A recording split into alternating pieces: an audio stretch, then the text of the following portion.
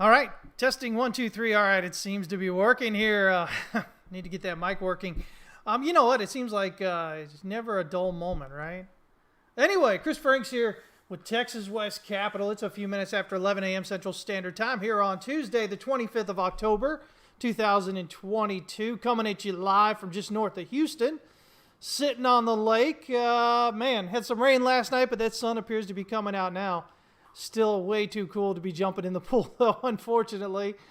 Hopefully you guys are doing all well. A special happy birthday to my father and my sister. Both of their birthdays are today.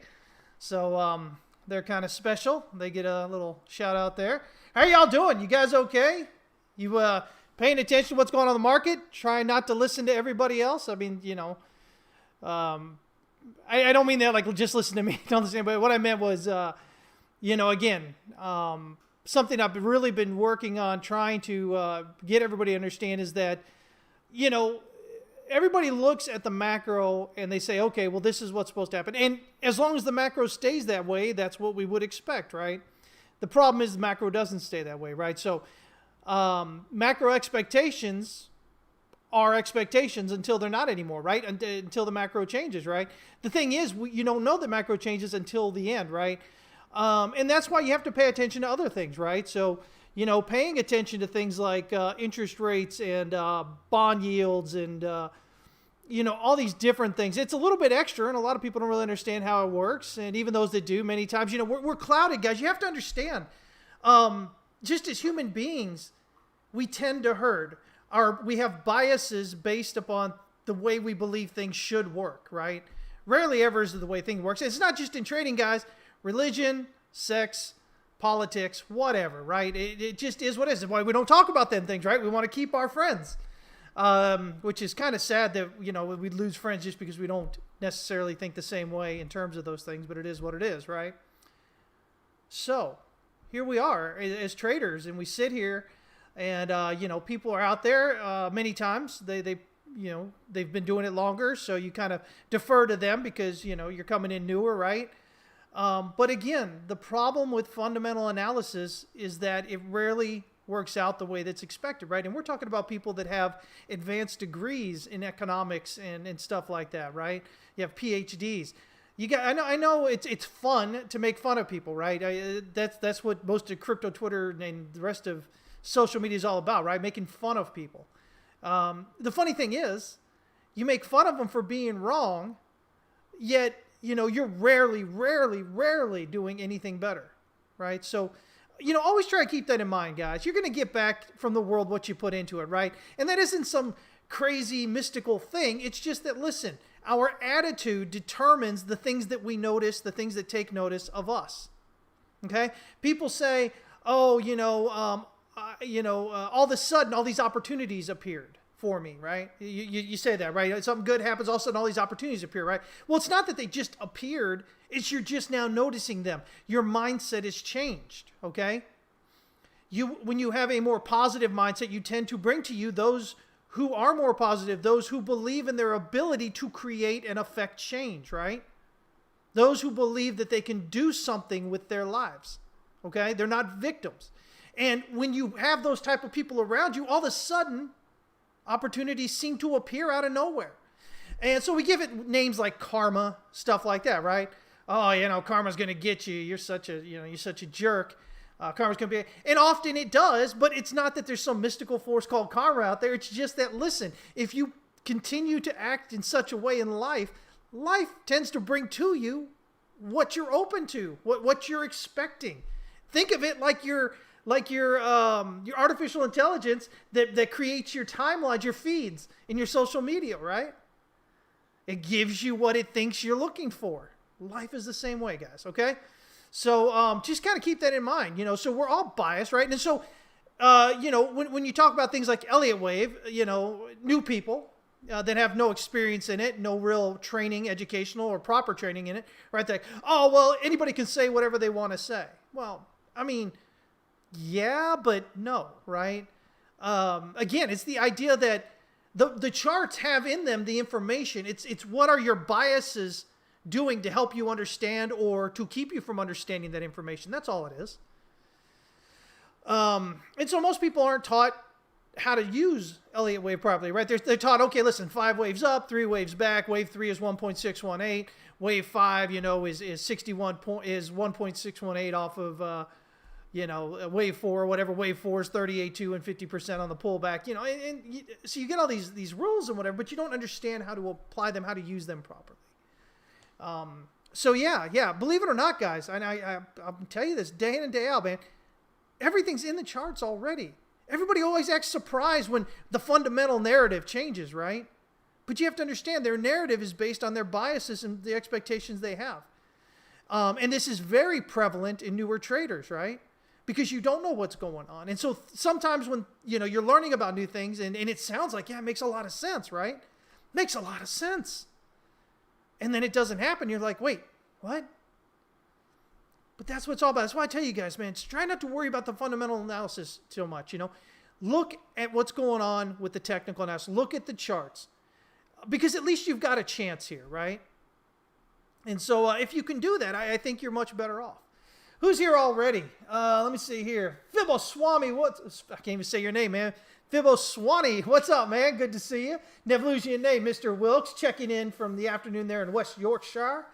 Tell your rider, checking in from a mile up in the mountains. Love you guys coming in. Data, what's up, buddy? Hank is here. Christopher Arksky, what's up, man? Andrew Bennett, Wazobia Dollars is here. Some of my favorite people. Good to see you guys. Christopher says he bought a full Bitcoin position yesterday, first time in 8 months, and look what it's done for you. Fantastic buy, man. We'll see if we can get this to continue up higher, right? Fiboswani says financial mindset is a tad different than an economic mindset. And he's true there, right? So if you think about it, right, in economics, we try to think rationally, right? When you think of businesses, right, they want to do things that are going to do it, right? So as price goes up, right, you want to sell more, right? You want to make more money, right? As price comes down, it affects your bottom line, right? But if you're in the markets and price is rallying up strong there, well, at that point you should be thinking about actually getting out, right? Not adding more to it, right? Because you get to those points and often, it's retail that buys that top, right? And as it comes down, you should be buying those lows intelligently, of course, right? Not just buying every low, but, again, understanding how the charts work or whatever. So when everybody's scared and thinking, oh, there's no way, it's definitely got to go down, that's the time you start looking at buying, which, again, is opposite from that economic mindset. It's opposite from that business mindset, right? That, if prices are going down, that's affecting their bottom line, right?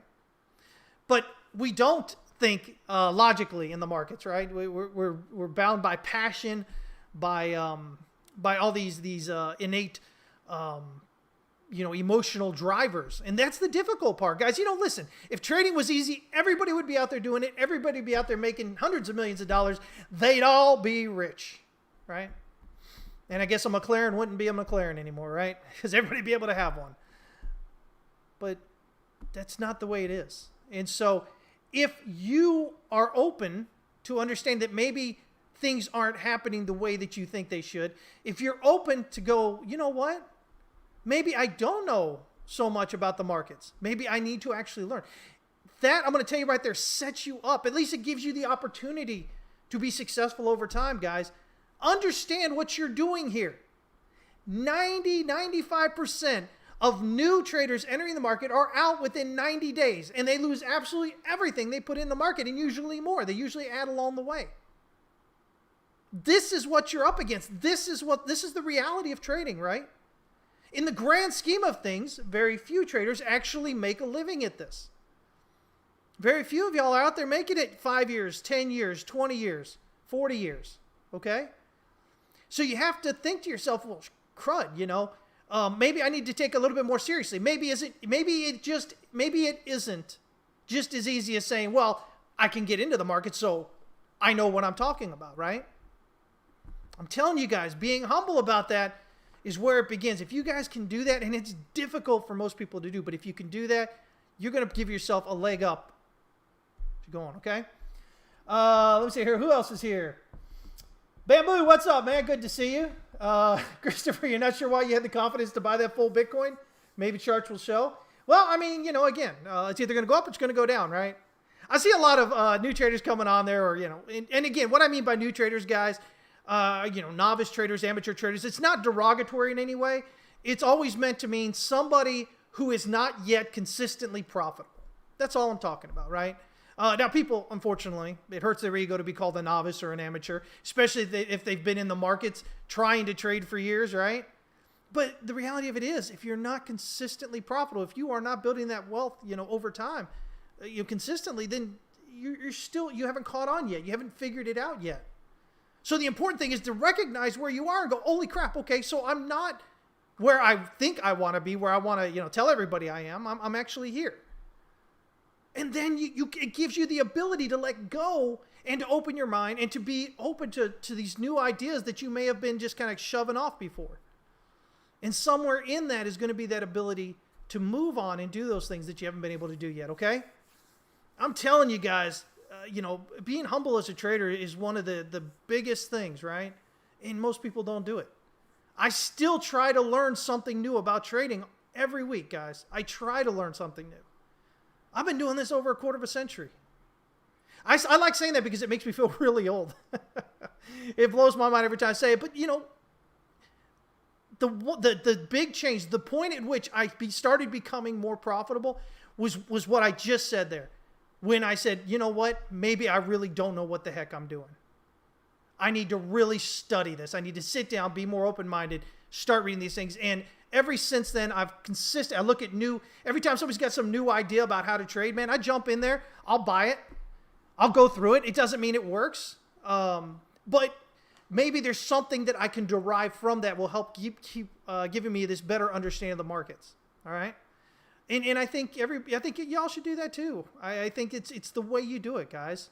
Always be looking. Somebody might, there's not a whole lot that's changed in trading, guys, believe it or not. We got high frequency trading and all this stuff these days, but trading still remains trading, guys. It's still emotional laden. So, sometimes somebody might come up with a way of looking at a chart that's different than what you've done, and you go, oh my God, okay, yeah. Wow. Well, that helps me with this part of my system I'm putting together. Because at the end of the day, guys, if you are trading every trade as just a single trade rather than as part of your, just applying that same system over and over again, the odds are you're going to lose money. Trading is about systems, not about each individual trade, okay? By the way, guys, if you don't understand how much gold you're getting right here, you are not paying attention. I'm telling you, these are things that take years if people ever even figure them out. And it's not like I'm saying this is how you specifically are going to make all this money. I'm saying, listen, it's all about your mindset. Life, business, trading, it is all about your mindset. That's what I keep telling you guys, man. How you view life is going to affect how you view the charts. Okay? I want to make sure I'm getting this clear to you guys here before we jump into these charts. I want you guys to be a little excited that there is possibility that you can be successful at this, consistently profitable. That it's not something for somebody else to do that's going to be out of your hands that you can't ever do. It is possible, but nobody can force you to get into the mindset you have to get into in order to make that success. You only create your own success. It's only you. I can show you how to trade. For instance, I can show you how to do Wyckoff. I can show you how to do Elliott Wave, right? I can show you how I trade, right? My day-to-day, day trading kind of method, right? But unless your mindset is correct, it's not going to make it. It's not going to help you. It's not. And this, I think, is where most people end up losing confidence in their ability to become successful. I had somebody the other week ask me, listen, do you think that people are actually born with the ability to trade better than other people? I said, no. I've talked to thousands and thousands of traders, guys. Some of the most successful, consistently profitable traders out there that move tons of money, large sums of money. Other people who don't move large sums of money but are very successful. And then the unsuccessful in both of those as well. And it all comes down to mindset. It all comes down to, are you properly prepared to be successful as a trader? Most people are not. Okay? And I'll be honest with you guys, it's not the system you're learning most of the time. It's not that person. Well, I mean, it's that person teaching to the extent that they don't understand what I just said. Okay? Again, I can show you how to do exactly what I do day in and day out. But unless you're mindset is where it needs to be. Really, not just saying it. A lot of people say that they're open, that they're whatever, but then they're really not. They're really closed, okay? But if your mindset is there, that's what you need, because that opens you up to taking in, understanding, practicing correctly, and then, becoming successful in what you're doing there. Let me see here. Andrew Bennett, what's up, man? He says, Bitcoin daily breaking out of the major downward channel. Yes, sir. Going back to the March top of the channel. Yes, sir. We're getting that this morning. We're going to look at that here. Christopher asking, do you think that being a bear in the markets will make you a grumpy bear outside of work? Oh, man, yeah. Sure. If you're just, it's a bad attitude, right?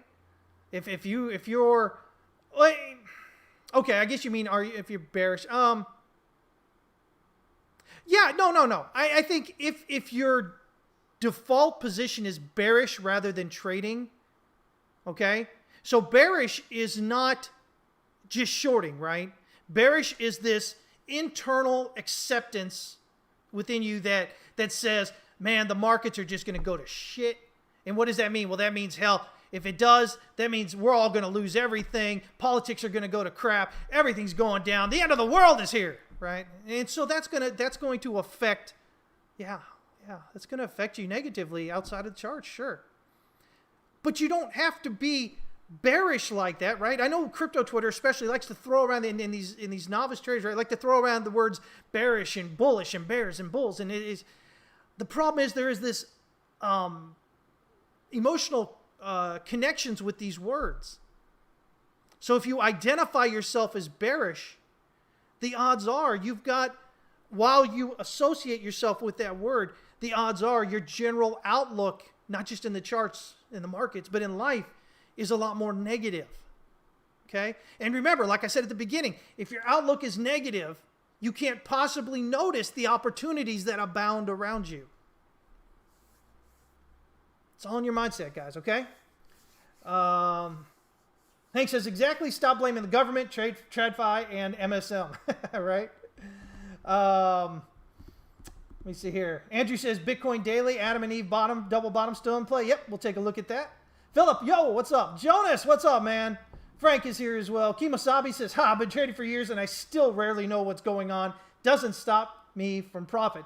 Yeah, exactly, man. The great thing about that is that you don't have to know. This is what I always say, right? You don't have to know for sure what's happening. You just have to be able to trade, right?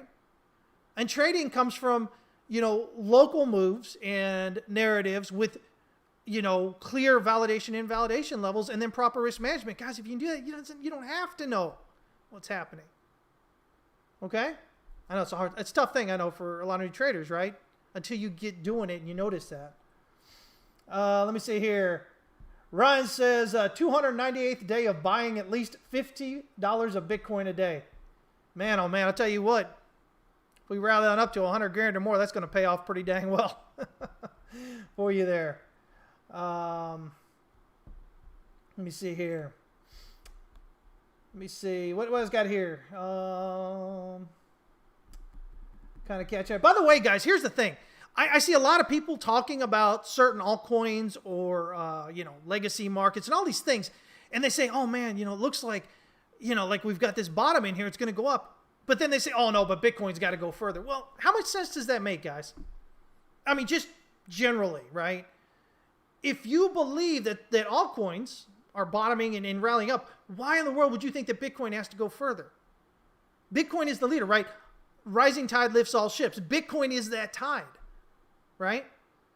So you can't possibly believe, oh my gosh, all these altcoins are going to go up if you think Bitcoin's got to go down further.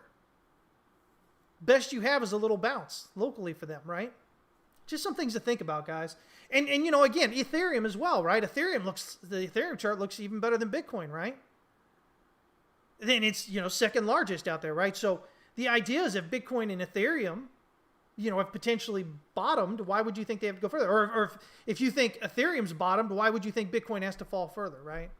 Now, I'm going to get a whole bunch of excuses like, oh, this, that, that. But guys, at the end of the day, we're talking about this cryptocurrency market, right?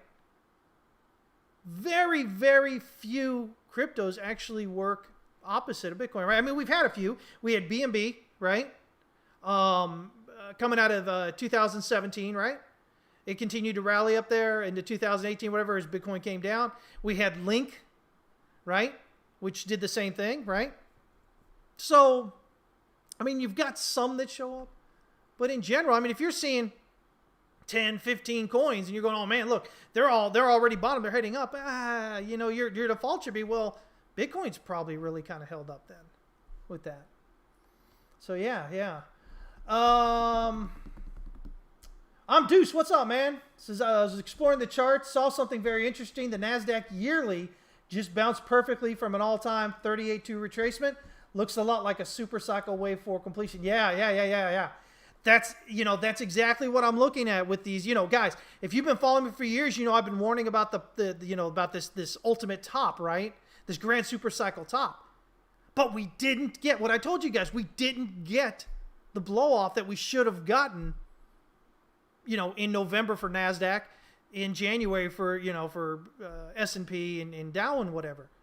And, really, if it is grand super cycle, we should be seeing that. We should see all this over exuberance among fits of waves, right? Didn't get it. So again, that keeps me cautious about this idea that the top is in. I think, there's a good, argument that we may head up higher. And now if you want to talk fundamentals, if interest rates are topped, if CPI is topped, if bond yields are topped, if the dollar is topped, what the heck do you think is going to keep pushing things down, guys? These are the clues. These are the things out there going, man, people aren't rallying into the dollar all of a sudden anymore. Bond yields look like they're topping out. CPI maybe, wavering and potentially pulling back. I mean, so again, but what do I always say, man? At the extremes is where people get the loudest. That's where you hear people. I posted the article about, Bank of America or something, talking about, or I can't remember what the article was. Maybe it was talking about Bank of America people. But anyway, talking about large institutions are piling into cash now. The dollar's been rallying for almost 2 years, guys. Up from, what was it, 87, 88? Up to 115, right? 88, 87 cents up to $1.15. And now they're piling into it. Now the end of the world's coming, right? I don't know. That seems kind of suspect to me. And you're like, oh, but they're the smart money. They're smart money. No, everybody herds, guys. Everybody herds at some point. Just retail tends to herd differently from professional money managers, okay? Sylvia, what's up, man? Jordan Weaver, win 28 after 27, man. Mark Chenard, good to see you as always. Let's see here. Let me see what's going on here, guys. Jordan says, not that I'm a huge fan of charting Bitcoin dominance, but it just dropped out of a rising wedge on the daily time frame. Oh, remind me to look at that here in just a bit. We'll take a look, okay? Chemo says, today on the news, they had a market analyst to help people move to safety, right? Yeah, everybody's scared. Why are we scared? We're at the bottom. Shouldn't be scared of falling at the bottom. Now, if the bottom gives out, okay. But don't be telling people at the bottom, at the bottom of the market's right at the top of the dollar, right? Don't be doing that. Yeah, Ethereum does look very good. Dominic, what's up? Says, thanks, Chris. I need to hear that. I've been bearish on the world for a couple of months now, and it made trading and learning really hard. Yeah. Guys, listen, this is my shtick. This is my thing, right? I've got that master's in applied psychology, right? That focus on applied economic psychology, right? And I've got, 25 plus years of experience in the markets and talking to traders and being around all this, right?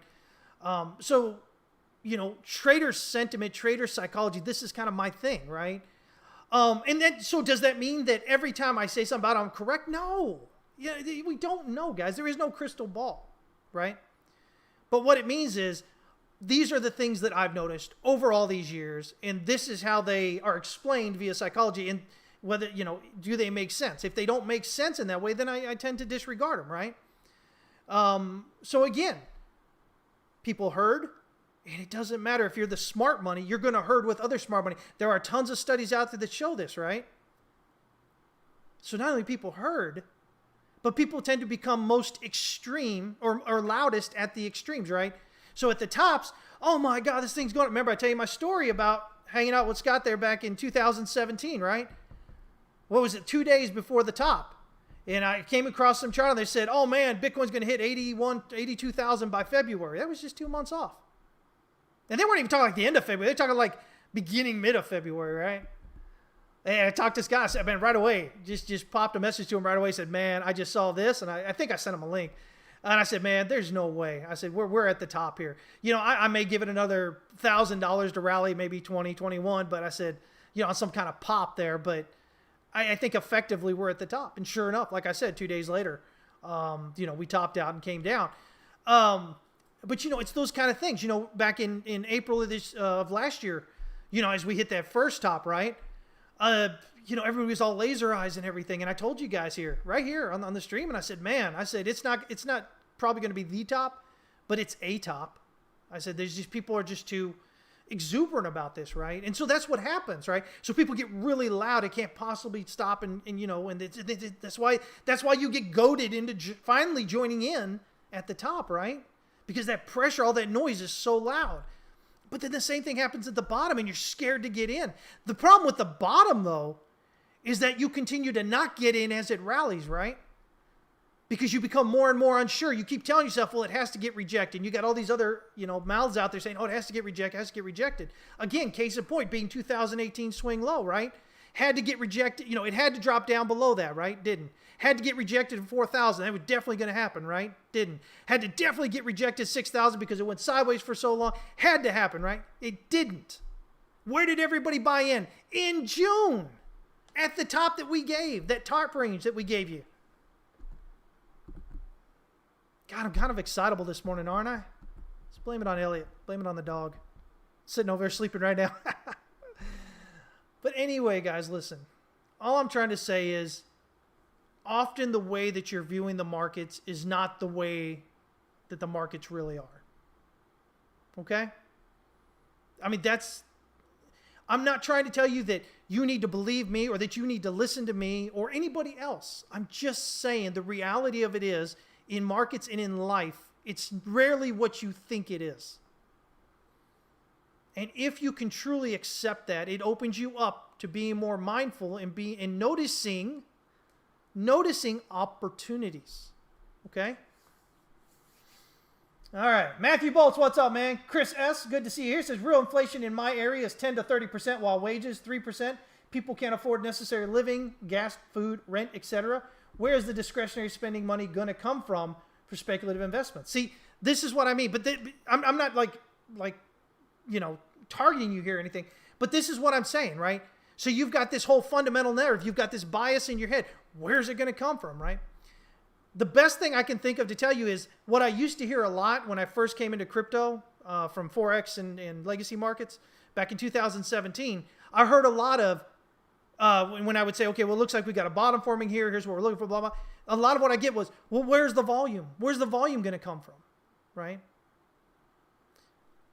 Again, we tend to be biased toward what we think is going to happen, right?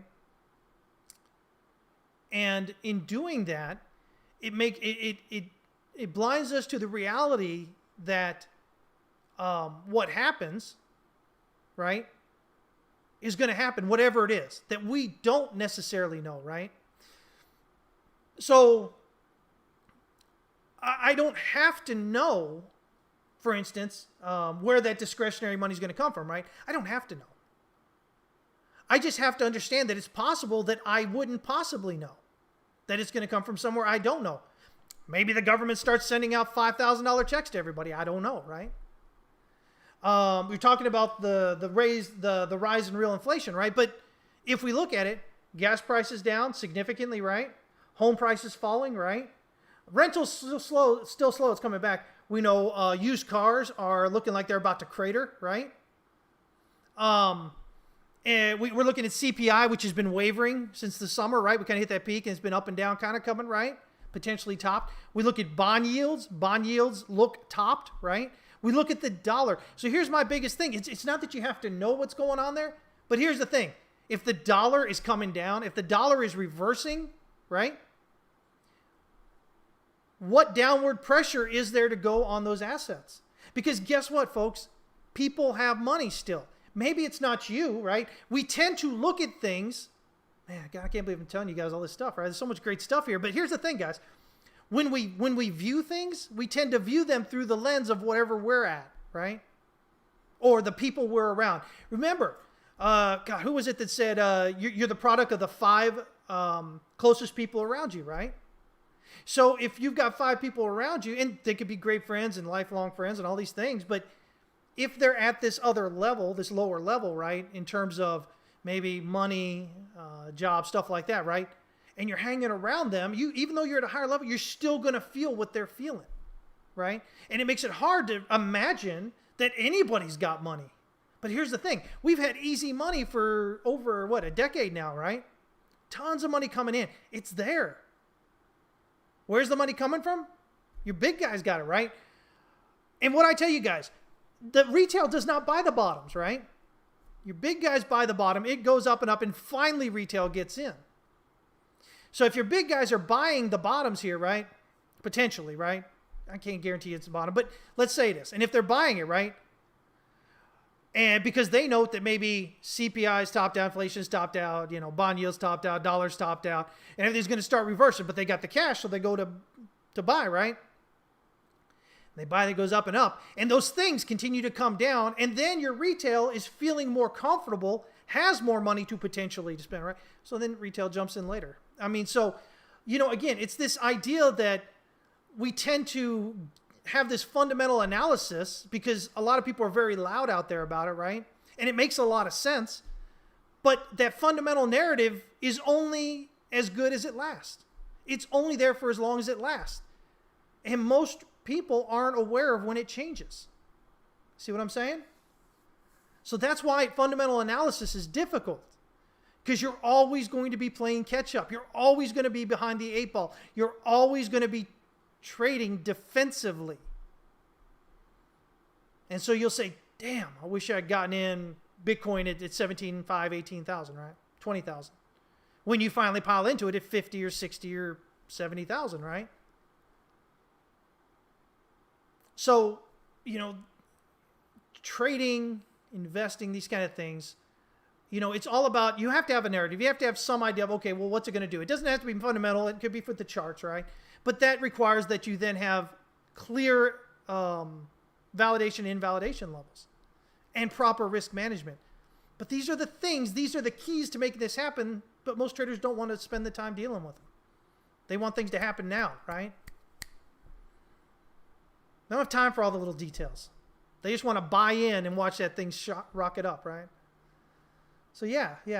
So that's kind of what we're looking at with that, right? Mike, hey man, what's up? Good to have you here. Yeah.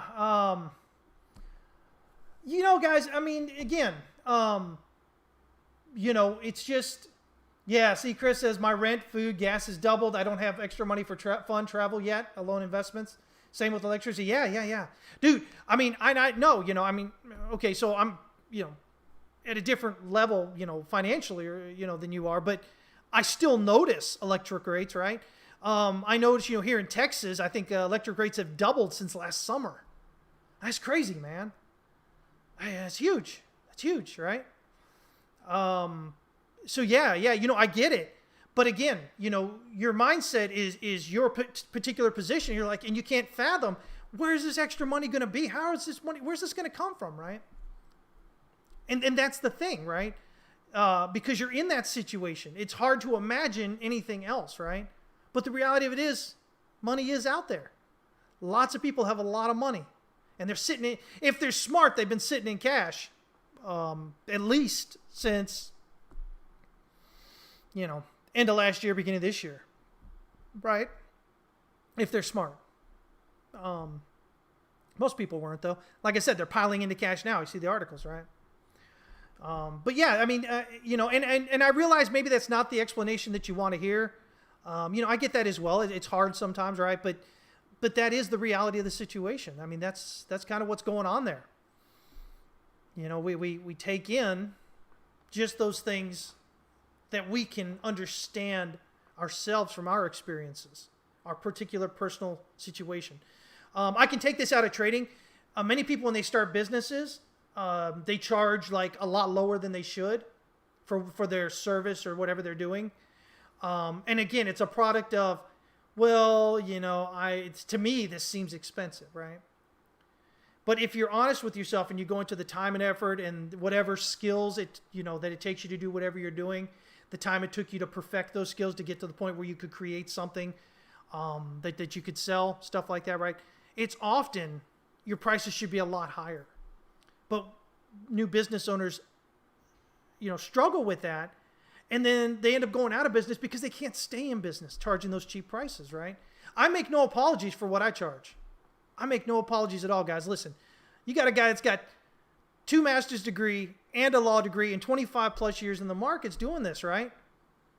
I mean, I'm telling you, and I find, I think I'm at a place where I end up explaining really well, where it's easy for most people to understand generally the first, second time around. Because a lot of stuff we talk about is a bit more complex, right? So I make no apologies for what I charge. I understand if you feel like it's too much and you can't explain it and you think you deserve something for free, right? I understand that. Doesn't change the reality of the situation though, right? And that's not saying I'm good or bad or you're good or bad. It's just saying this is the reality of human nature and the way that we view the world and the things that we do, right? I dealt with this kind of stuff. I wasn't where I'm at now. I was not born into where I'm at now, okay? I've created what I have myself. And it didn't happen all at once. I tell you guys, my beginning of when I first started trading, right? My first 4 or 5 years sucked when. It was awful. Probably worse than most of y'all, to be honest. But, again, because I was still thinking and feeling these same things that many of y'all still do, right? And that we all go through, guys. One thing I want to try to get you guys to understand is we all kind of go through this. But then you have to make that decision. Okay, am I really ready to learn? Am I ready to give in, to really open up? And accept that maybe, as smart as I may be, that maybe I really don't know what I'm doing here at the moment. And the sooner you can get to that, whether that's in work, your job or whatever, whether that's in business, owning a business, whether that's in trading, whatever it is, the sooner you can get to that point, the greater chance at success that you're going to have. We tend to fall into this thing that we think we're right and everybody else are wrong and idiots. And yet we're so right, but we're sitting in the same position we were, right? 10 years later. Who's the real idiot? We're the real idiots for doing that, right? Let that one sink in for a bit.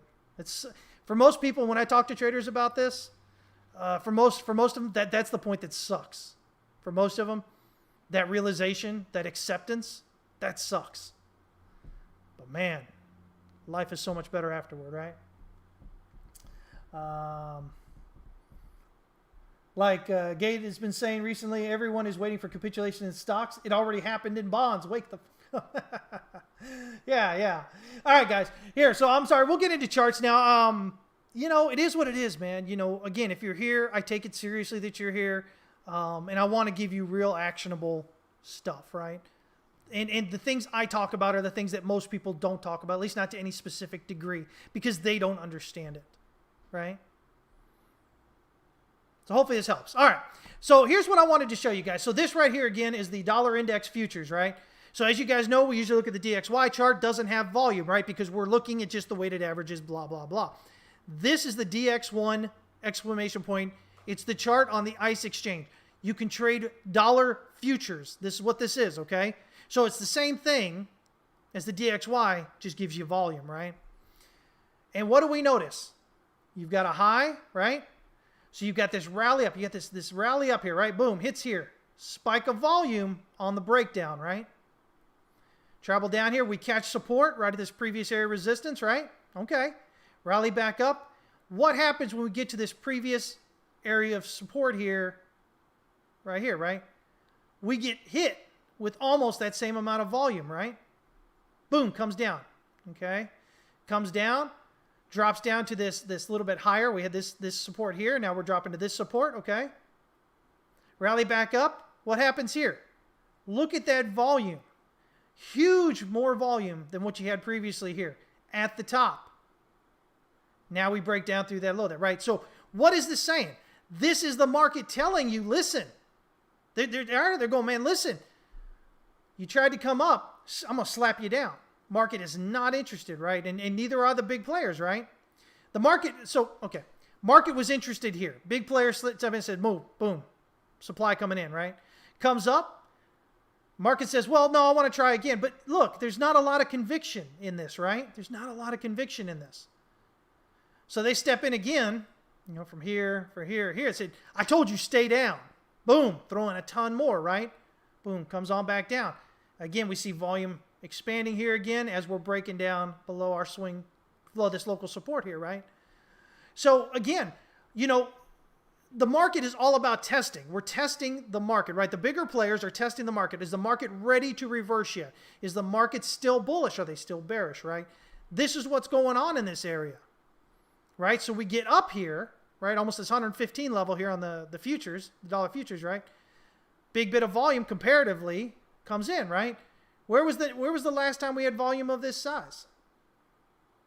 Gosh. Where was it? Here it is over here, right? Look at this. Even this over here in March of 20, right? When everything dropped and the dollar rallied, right? Even that, look at how small the volume was here compared to where it was at the top up here. So again, it does this thing, it rallies up there. They say, okay, well, let's see if this is it, send it in, right? Boom. Rallies back up, but again, lack of conviction, right? So they get up here, pretty much same volume, boom. Falls down again. Tries to go up again, but look at your volume. Volume here, now volume here, right? Lessening volume, lessening reaction from the market. The market isn't very excited about going up further, right? I said stay down, boom, there we go. Now we're coming down. So I think, again, I continue to say, I think there's a good argument that the top's in here, but we really need to see the breakdown here. I think it's 110.055 there on the DXY chart. Here on the futures, it's 110.305. Kind of that same area, right? But that's what we need to see. If we can dip down below that, the odds significantly fall into the camp that says the dollar has likely topped out. Okay?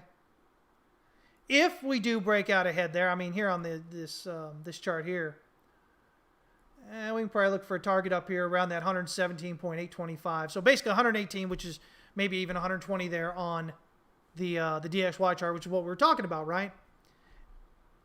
Price action volume doesn't look very encouraging at the moment for that.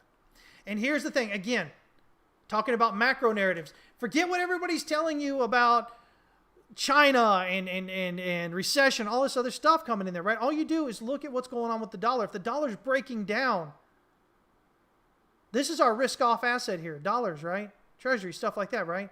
If it starts breaking down, guess what? Where's that money going to go? Now we've got money coming out of the dollar. Where's it going? It's going other places, usually more risk on. Dollar is your flight of safety. If the dollar's losing its power, it's losing its steam, it's reversing and head the other way, well, money's coming out and going somewhere else. Okay? So that's what we're looking at there. Let me kind of catch up with you guys here. So yeah, so this is kind of what I'm looking at on these, intraday kind of charts here, right? This volume was huge. Now we need follow through. Okay, we need follow through below this swing low. Okay, it's not enough just to get volume and price action. You then have to have follow through. That's the third step. Okay, we got volume, we got price action, right? Volume coming in at the top, at the resistance. Okay, we're following through lower here, locally here, right? But ultimately, we need to follow through below the swing low here. Okay? When you can do that, I think you can feel a lot more bearish on the dollar, right? Just trade it down, right? But again, that means all that downward pressure on prices and indexes and stuff for, cryptos and stocks and whatnot kind of goes away, right? I'm going to look there. All right. Let's jump over here to Bitcoin. Aramis, what's up, man? Always good to see you checking in. By the way, guys, hey, listen, I tip my hat to you guys. I know I've got a long format thing here, which we've actually trimmed down from 2 hours, right, to an hour and a half. Still trying to trim it down to an hour, but it is what it is. So I hats off to you guys for actually hanging around and paying attention and being here to able to pick up all this, right? So what's going on here? Well, here's the Bitcoin chart, right? You have clear accumulation going on here, right? Price action volume on support. There's no reason you shouldn't have been looking to go long, right? Where do you go long? Breakout of wave 1 here, breakout of wave B here. See if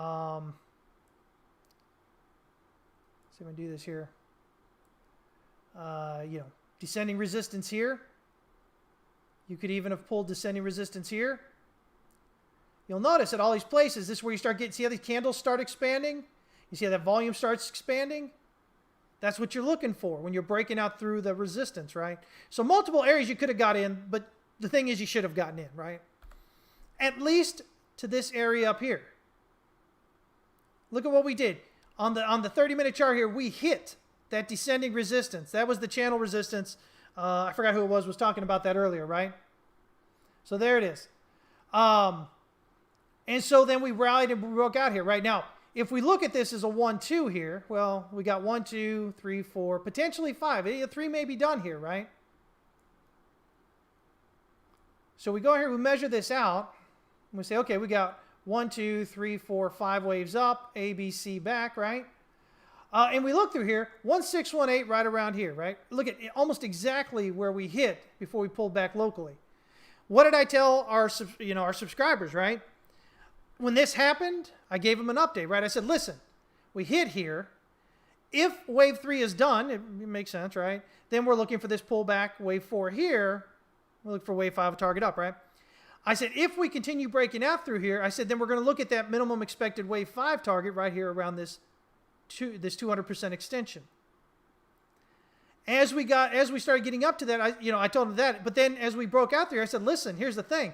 If we're going to continue through this area, trying to keep them a little bit updated, right? I said, the 2618 extension for wave 3 is possible, and that gets us up there around that 19,972 area. So if this is done, we should get a pullback and then a breakout higher, right? Now we can count 5 waves up off here, right? I mean, you guys, you may not know a lot about, really anything about Elliott wave or whatever, but you can count movement, right? 1, 2, 3, 4, 5, right? So it's possible at our initial kind of wave, our first overextension target for wave 3, the 200% extension, we might have peaked out just above it, right? So if it is, again, generally we look for wave 4 to pull back 38.2 or 50%, right? Now, sometimes we can get it short here at the 23.6. My thing is, if I'm looking at this descending resistance has been in there for a while now, for months, right? My thought is, if we're breaking out impulsively above that, we should stay above it. So this has me leaning toward a possibility. Maybe we got a 1, 2 here, and then we have 1, 2, 3, 4, and we'll have 5, which will give us 1, 2, 3, 4, 5. Heading up, right? So this is what I'm looking for here. So if this is, 1, 2, and then 1, 2, 3, 4, I don't know, let's say it comes off there. Well, all of a sudden, 618, possibly around the EQ here, potential overextension up to the 2618 area up there, right? So that's where I'm looking. If we're breaking out, I'm looking at the EQ or right there. Now here's the thing. All of a sudden, let's say wave 3 makes that EQ, right? Well, look at the 38.2. So we make it up here, and then we take time. 38.2 retest as support. Feeling pretty good about that. If we make it up higher here, 38.2, or if it takes a while, like here after this big move up, right?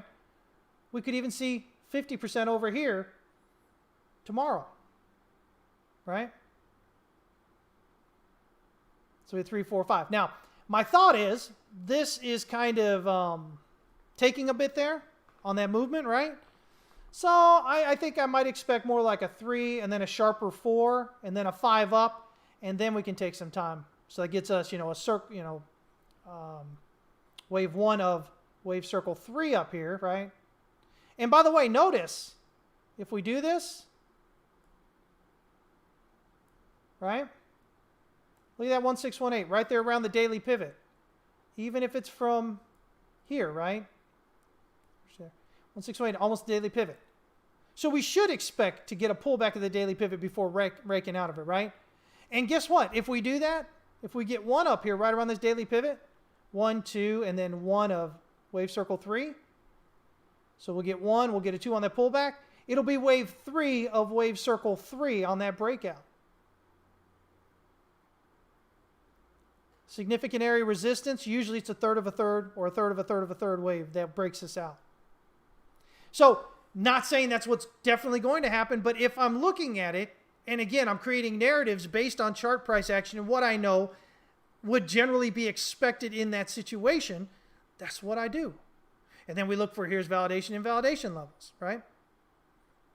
So I think it's possible that we've got some further upside here, okay? We'll see if we can get it. We'll see if wave 3 is done. It doesn't look like it's done. It looks like it wants to head up further.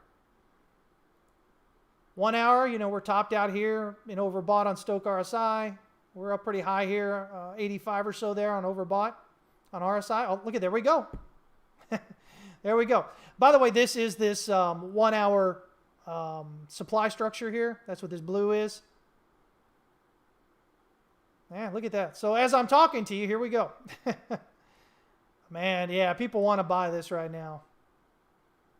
Let's see what happens. Oh, it just keeps on pushing. Look at that. So let's kind of look through here. Yeah, I said, woo. That might be it. You're a little bit above there. Looks like we're getting rejected now. Yeah, 5 minute. We're just reset down here in that 5 minute. Wow, okay. See, if we go through here, we go 1, 2, 3, 4, 5, right? So that's 1, 2. 1, 2, 3, 4, 5 potentially. So 1, 2, 3, 4.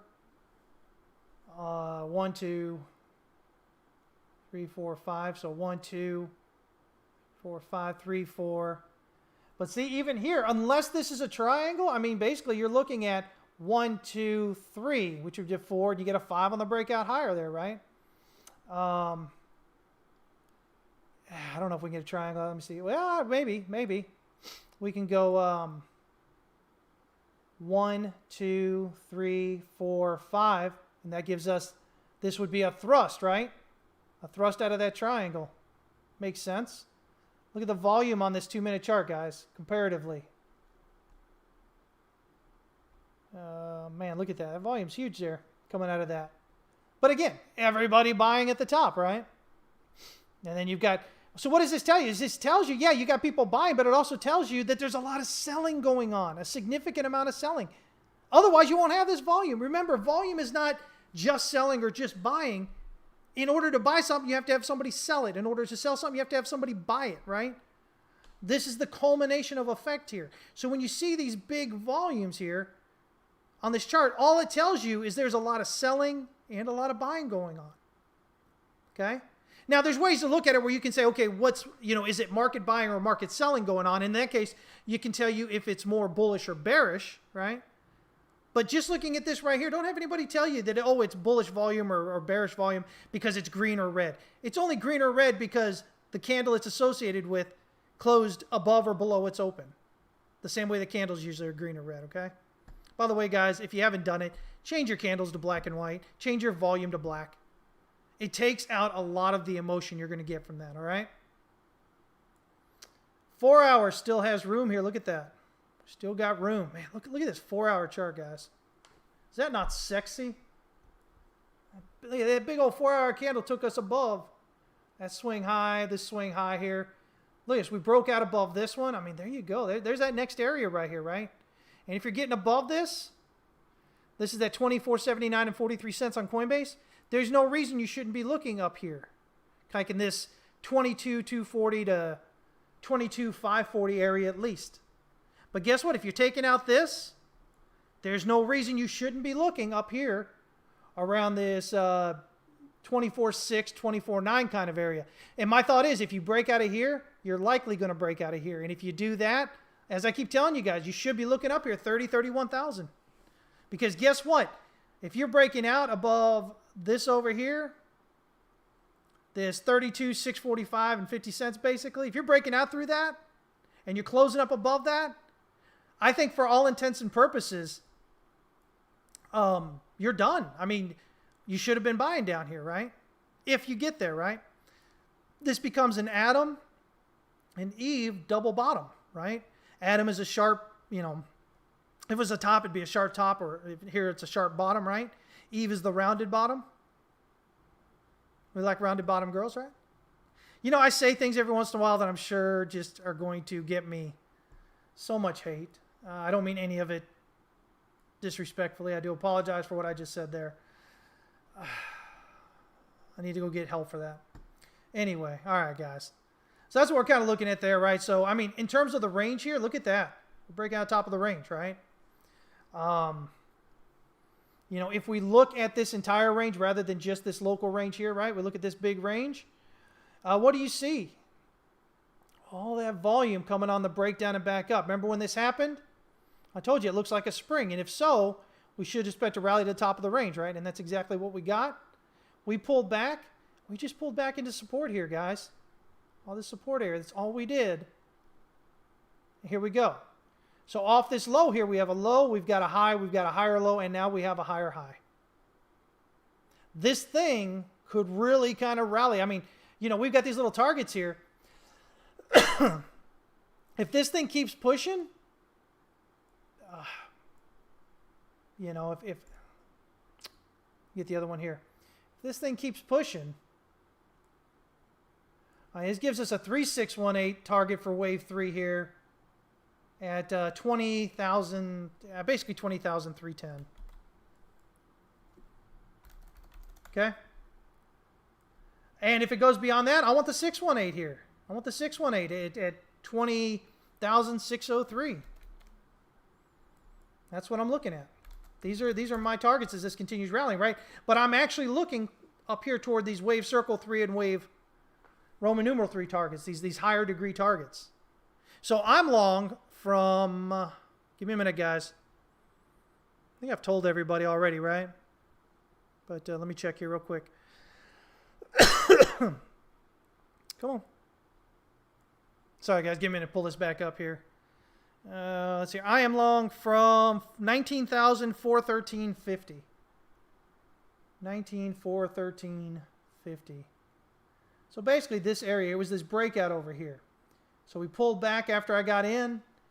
But my stop loss, again, was below the swing low down here, right? Because I was looking at this as 1, 2, potentially heading up. So definitively, if it dropped down below where I thought my wave 1 started, that's my exit, right? At that point, I know I'm definitely wrong. That's my invalidation level. But looking for the wave circle 3 or even the wave Roman numeral 3 targets up here. Wave circle 3 is up here around 20,841. Wave Roman numeral 3 there is up there around 21,602.50. But yeah, if we continue going up here, 20,310 and then 20,603 would be my next wave 3 targets. This, especially if it continues breaking out there, looks like it's going to actually be parentheses 3 of 3 here, if we are to continue getting that. The way I see it, if we're really bullish here, and it looks bullish coming out of descending resistance, large candle spread, large volume, then we should remain above that daily pivot area. Now, we're kind of coming toward the end of the month, 6 more days, so it's not, the pivots aren't as strong as they are at the beginning of the month, okay, when you look at these daily pivots. But I want to see an impulsive breakout above here that stays above. So for me, we get us a 3 up here, right? And then a 4, pull back to the daily pivot. 5 breaks up, so we maybe get an overextension on this wave circle 3. And then wave circle 4 comes back and retests that pivot again, and an overextension on wave parentheses 3 here. And next thing you know, you've got wave, I said wave parentheses 3, wave Roman numeral 3. And before you know it, we've got a wave Roman numeral 5 up here around 22,610, 611, right at the supply structure, EQ right there. So as this continues to rally here, that's what I'm looking for, right? Guess what, guys? Daily, we're just pushing into overbought here on Stochk RSI. RSI's got a ton of room still to go on that daily. Again, we're trying, right? And I think if we get this break here, we might just see this thing rally pretty good, well, up to that R1. Notice that R1 pivot is around this area where I'm looking for it to hit, right? You can also notice that area I'm looking at is this previous area of support and resistance. So we'll see if we can get a pop that carries us above this 2479.43 and rally us up here toward that daily R1 pivot. If we can get up there, I think, God, we're toward the end of the month. Usually I would be looking for it to be 5 waves up here and then pull back. So you get a 1 and a 2 and then a breakout. Coming in, because we're toward the end of the month and this pivot isn't as strong as it was here at the beginning of the month, I could see us, maybe this is a 3 and a 4 and we get a 5 on a pop up here, or maybe, 3 up here, 4 here, and then 5 over extension here. And then we take a breather for a while to get back down here. But I could see some activity really jumping in on a breakout here. It doesn't have to, but, with all this sideways, I could see that happening, sure. Fiboswani, your fib model went long at 19.42? Oh, yeah. For me, it was what was going on locally here, right? So, again, those of you that watch me, I'm big on price action and volume ranges and stuff. So for me, it was kind of like this this breakout above, I think it was this swing high right here. What's this one? 19.364, and this one went up to 19.378. Where was it? Sorry, guys, give me I'll figure out where it was. I'm looking on my thing here. Let's see here. It was right around the 17th of October.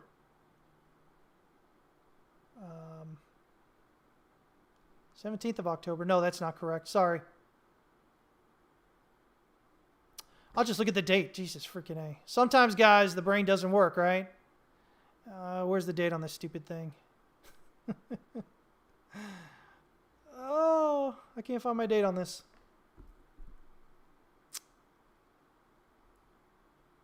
Order history. Let's look there.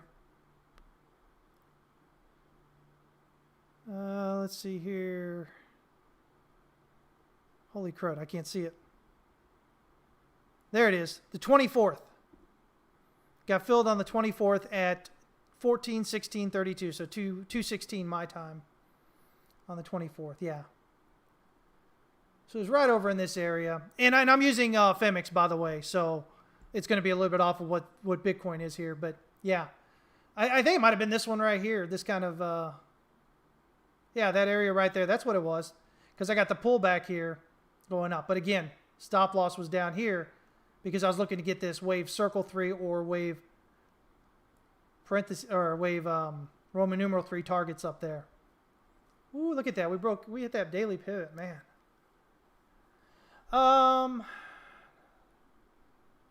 See, if we're looking at this, this is, 1, 2, 3, 4, 5, 6, 7, 8. I think we'll get 9 swings up there. I think we're probably looking at least at that 2309. Now's not the time to get excited and go long, guys. Most likely we're going to get a pullback sooner rather than later.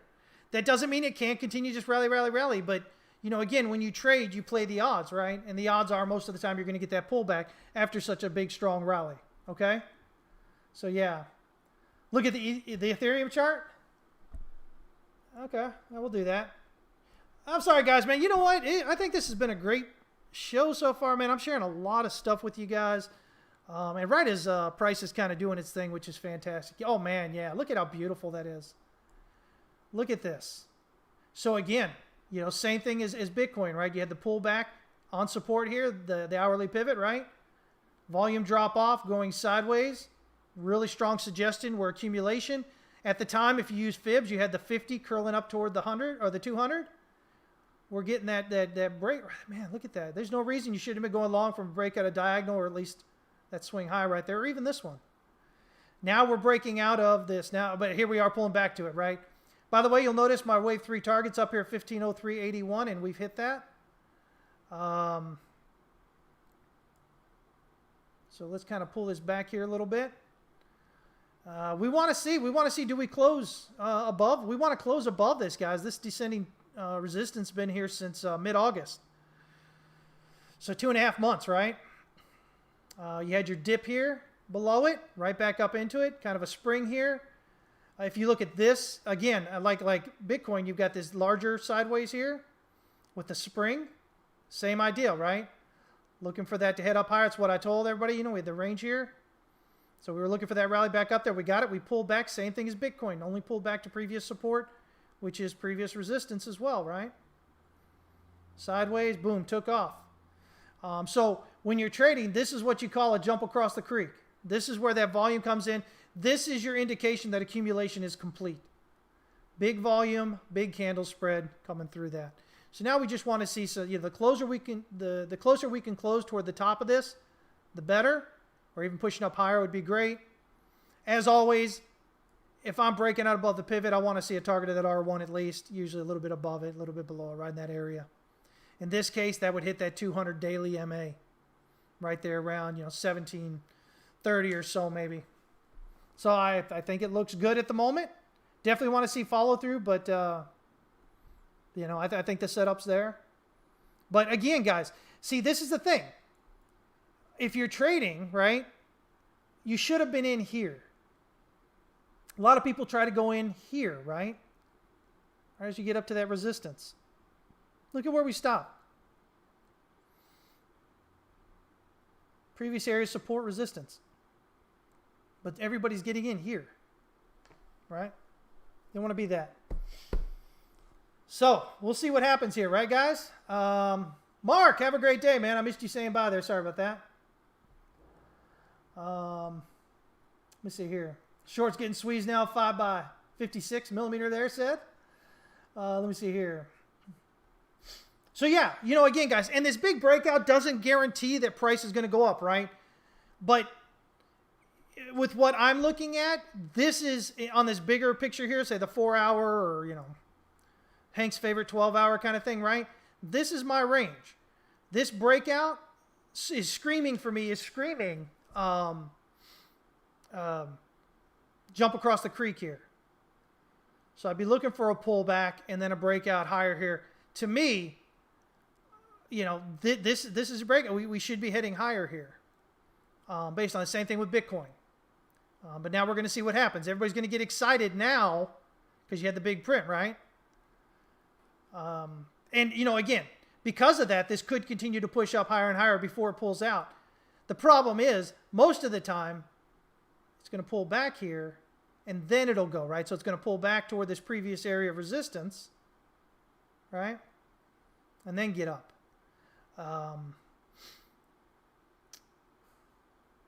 If we look here, if we're looking on the 12-hour, you've got a 1 and a 2, right? And then you got 1, 2, 3, 4, 5. So, again, my wave 3 target. So 1, 2, potentially 3 done. We'll pull back for 4 toward that daily pivot. We'll get 5 up here toward this, this kind of 1640 area, it looks like maybe. At least, right? Unless this wave 3 is overextending, in which case that'll still be wave 3 playing out. Wave 5 will be closer up here toward 1760 or something like that potentially, right? So, so far so good, By the way, guys, notice structure. Look at this right here. Notice how you've got all this support right here. I've put in this this demand structure here, right? And so you get below it, and this demand structure becomes a supply structure area, right? But look what's happening. Look what happened. You were support here, drop down, becomes resistance, pop out. We want to see this hold this support here now. Continue that going up, right? Block, sitting on a block.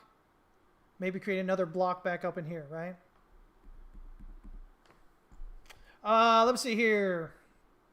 I'm talking about a lot of things today. Let's. I wonder with that, did we get a drop here with the DXY here with that? Not really, did we? Oh, yeah. So again, we had the catalyst, which was this here. This is the catalyst that got us going here. But everybody wanted to be short. We're short from here and here and here, all getting squeezed on that breakout higher, giving us that extra thrust up, right? Let's see here. Where is my Discord? Let's see what we got here. By the way, you know what, guys? I'm going to do something. You know what? We got a lot of breakup here, breakout here going good and whatever. I'll tell you what, I'm going to do something. We're starting something new. Actual coaching, right? I'm going to make something available for a few people sometime today. I'm going to post a video here on YouTube, and it'll tell you what you need to do next, okay? Watch for that. If you're interested, no hard sell or whatever. I'm going to let you know what it is. If you think it's something you want to do, you can jump on it. But you're going to have to be, one of those first ones that gets in there. Because this is something we're going to launch at a lot higher price point. But I think now's a good time to really kind of let you guys know. And if you're serious about it, get you in there at a really, really huge discount to begin with. Okay, so I said that. Yeah, I'm going to do that. Sometimes, guys, things just come to you, when you're working, right? All right, NASDAQ Composite, guys. What do we got here? Man, we got that rally up into the daily pivot here. Kind of some crazy price action going here. I've got, if this is a 1-2, I've got this 3 up here. Let me see here. That'd be the 1618 extension of wave 1.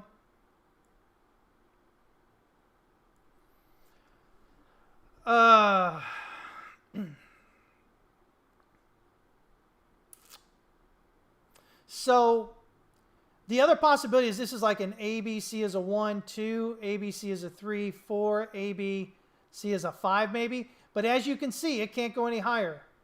So it's possible that you've got a leading diagonal off here, and you should look for price to pull back, or the index to pull back toward the pivot, maybe the S1 kind of area on the hourly, right? If this is 5 up and wave 1 actually ends here rather than down here. Otherwise, you're looking at 1, 2.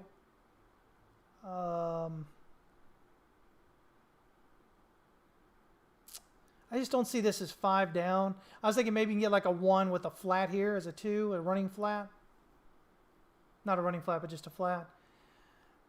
But you could have maybe a 1, 2, 1, 2, and in that case, of course, you'd be looking for wave 3 up here to 11609 kind of area.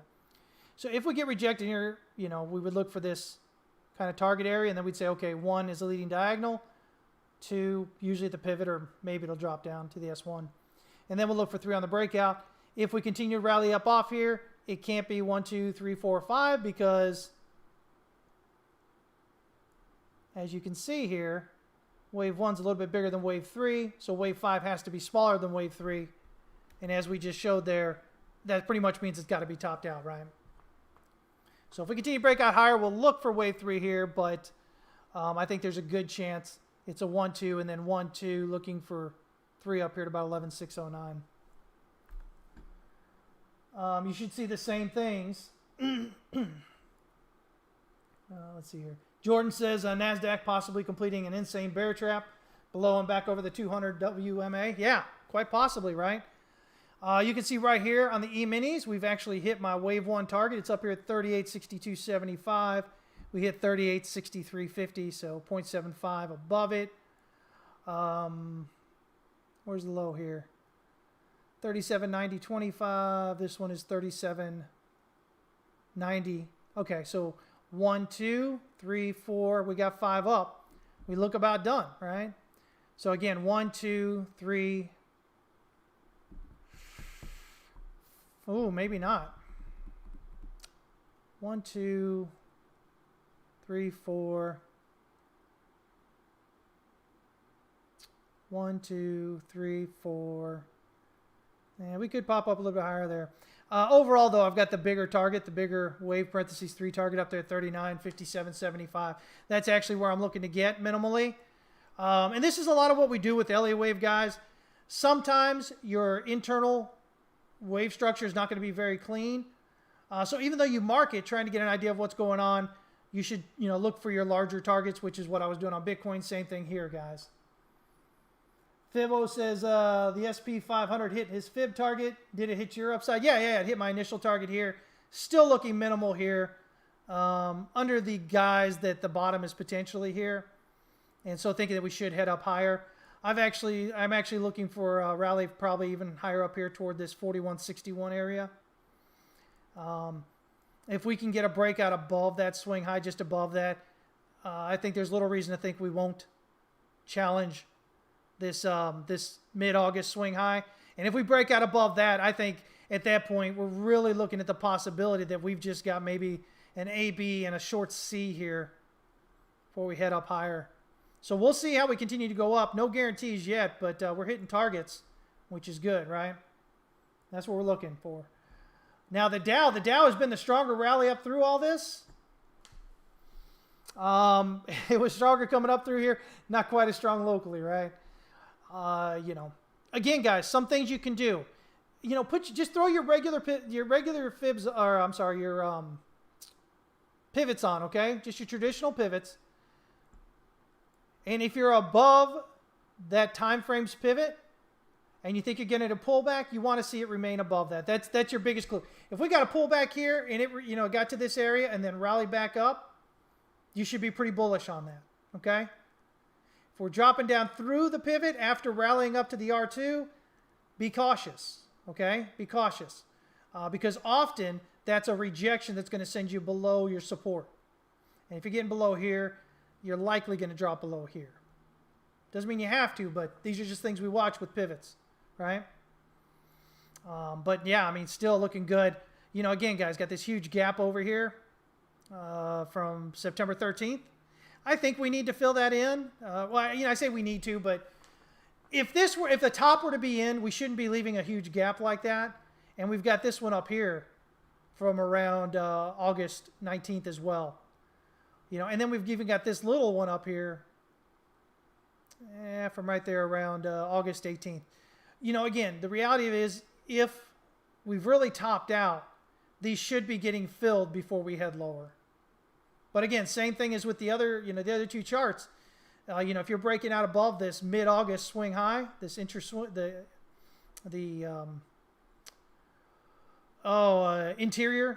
swing high here, then I think there's a good argument for the idea that maybe you've got an A, B, C is done, just a short C.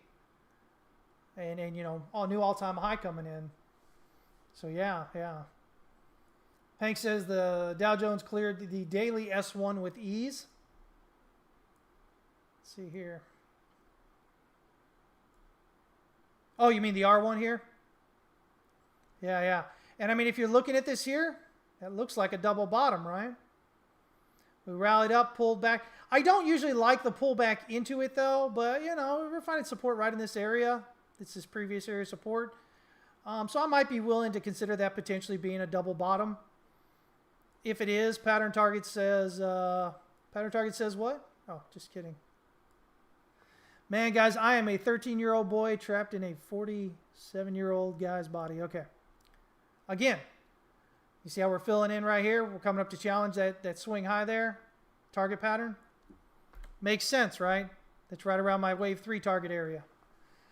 Though again, if this is going to be wave 3, we've got 1, 2, and then we've got 1, 2. We should have 3, 4, and 5. If that's the case here. So 3. See how wave 5 comes right around the wave 3 of the larger degree area. So get the pull up here toward this gap area. Pull back for 4. 5 fills that gap fully. Comes up to the previous area support resistance. Larger wave 2 resistance. Then that gives you that 1, 2, 3. You get a 4, you get a 5 on a breakout. But again, you still do have this, but this is a weekend gap here, this Friday through Monday. So that's not the same type of gap as we're talking about on the intraday there. Like this one right here, which is a Monday to Tuesday gap here. You're not really so concerned about weekends. You're really concerned about those weekday kind of gaps if you're looking for something to fill. Doesn't mean you can't fill in weekend gaps, but there's no significance for them. The market's closed, period, end of sentence. When the market gaps, when it's open, that's the kind of thing that you're interested in. Yeah, the R1, that's what I was thinking. Sure. Working on the weekly S1 here, knocking on the door. Yeah, look at that, guys. Again, you've got that January top out, right? And coming down here. Again, if we're breaking out above here, this looks like ABC. So it looks like WX That can't be. That's going to have to be 5. Because this here appears to be 1, 2, 3, 4, 5. So this would have to be 5 as well. Oh, I guess we could look at diagonal, right? So A, B, C is 1, 2. A, B, C is 3, 4. And then maybe some kind of A, B, C is 5 here to get that potentially. So leading diagonal. And then 1, 2, 3, 4, 5 here. Shoot me an alt real quick. You can't stop laughing about the 13-year-old boy comment? Yeah, all of us are. All of us guys are. Yeah, if you've got an alt real quick, I'll do one here real quick, guys, since it's already 12:30. Got to get the dog fed now.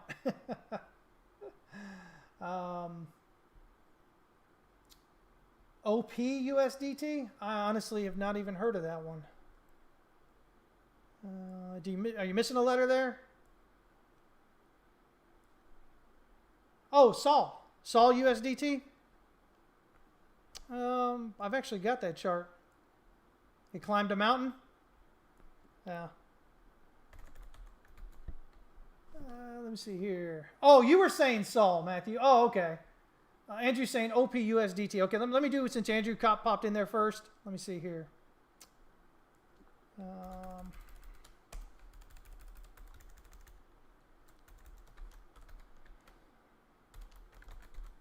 Oh, that is not the right one. I'm thinking Puerto Rico. Look at me. All right. All right. So let's check out Binance here. Oh, that's a nice move up. Yeah. Again, guys, if you're just looking at this chart here, nothing else on here, right? You should have noticed this and this, right? So you basically have this area of resistance here. Yeah, it peaked out a little bit, but it's basically area of resistance, right? Right here. And you got a low and you've got a higher low. And then you had consolidation right on top of it. Man, you should have been looking to, potentially, at the least, buying the breakout above that swing high right here. Let me see here. We'll pop these on here. Look at this. Look at this great rally here off the 200. Again, if you're looking at your 200 and your 50, what do you notice here? You notice that the 200 is starting to go sideways. You notice the 50 had a strong rally here, which is bringing that 50 curled up. You're getting a bounce on there. I mean, shoot. Potentially go long, right? Look for a breakout above the swing high. Go long, right? You get a breakout above the swing high. There you go. You pull back. Even if you wanted to wait for a breakout here and then look for that cross on the 50 over the 200, I mean, there you go right here, right? So lots of different opportunities to buy in. Of course, you had your swing high here. Could have bought in on a breakout above that, which is this huge candle, right? Let me kind of zoom out here a bit. There's the 4. I mean, the 4 hours just starting to go again. I mean, I like coming in sideways between the R1 and the pivot, and then pulling back to the pivot, testing his support, that pivot area, and breaking out. I mean, for me, I think we rally up through the pivots here. This structure in pivots usually indicates you're heading to the R4, maybe the R5, breaking out a bit there. But I would, just off that alone, I would be looking probably toward the R4 here. If you want to be a little safer, well, let me pull this in over here. Yeah, if you're not as risk tolerant, at least look to get to the R3. You got a high volume node there, right? But generally, movement through here usually hits that R4. Often even breaks out above the R5. But, a trade that you can sleep at night, just target the R3, right? What's going on, Edward? Yes, sir. Nice move on Bitcoin for sure. I wanted a reminder about Bitcoin dominance. Oh, yeah, that's right. I dog it. All right, guys. This has got to be it. And then I got to get out of here. Like I said, I got to feed the dog and get it out. Yeah, so I was looking at this potentially as a leading diagonal here or finishing up here. The idea being, maybe we've got ABC is 1, 2, and then WXY is 3, 4, and then ABC is 5, right? So it looks like we got that secondary target up there at the R1, which is, Again, guys, we do track the weekly. We track Bitcoin dominance. And so what I'm showing you here is what I told, we do it on Fridays. And so that's what I kind of told our members. Oh, that's right here. I don't know what I'm thinking. Was that if we didn't get this one, we're looking for, potentially what I just pointed out there, WXY and then ABC heading up toward the R1. Because we were right here last Friday. So yeah, I think wave 2 in progress. Wave 2 usually initial target is wave 4, the lesser degree. Look for a break above wave 1. Be heading up here toward, 45, 40, well, about 46, maybe a little bit higher there. Gets us into this supply cluster up here at around 46.2 to 46.5 kind of area. So I think that's probably where that wave 3 would head if we can get that. You can see that here on the daily, we've almost reset down and over. Well, we have reset down and oversold so far today for Stoke RSI. RSI is just about to break down out of neutral. And so, again, look for that heading lower. May or may not make it into oversold, but I think you got a lot of setup for another rally up higher with that. Right? Vibaswani, man, glad to have you checking in. Appreciate your comments as all. Andrew Bennett says, whoa, color change looks like 16-bit, haha, charting on Nintendo. So many of y'all don't know the life of the Nintendo back in the day, right? N64, Duck Hunt, man, Mario, Super Mario Brothers, good stuff, right? But yeah, no, so yeah, it looks like we may very well potentially be heading up. I've got this quite possibly as 5 waves down, complete. Back here in, where was this? This slight dip down here, 8th of September. It dipped down below this January, mid-January swing here. So we had a 3, we had A, B, C as a flat, and then we had like this very, very small 5 that just peaked out below. And we're trying to rally up now. So we'll see if we can continue to get that. But man, oh man, dominance building up. Usually, something we would kind of expect, as dominance, as Bitcoin kind of rallies, right? So we'll definitely see that. Yeah, maybe, I've always talked about potentially getting somebody, getting people onto the thing. I'll be honest with you guys, I'm not a great host on these things, so I'd have to figure it out a little bit. But yeah, definitely wouldn't mind getting some people on here. GoldenEye on N64, I remember that. But it does look like I think might be on Scott's Tuesday program next week, guys. So you might get me, on Scott and then get me on here next Tuesday. So be paying attention to that, okay, guys? All right, guys. Hey, listen, as always, remember the only thing you control in the market is how much you lose. That's it, guys. I'm telling you. That's all you.